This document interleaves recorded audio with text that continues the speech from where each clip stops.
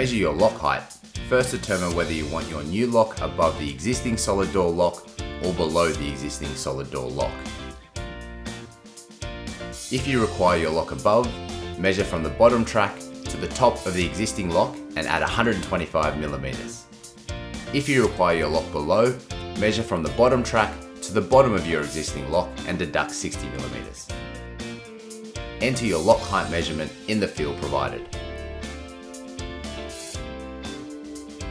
We recommend taking all measurements twice. If you get different measurements, have someone check them for you. If you have any questions at all, please don't hesitate to contact one of our friendly staff.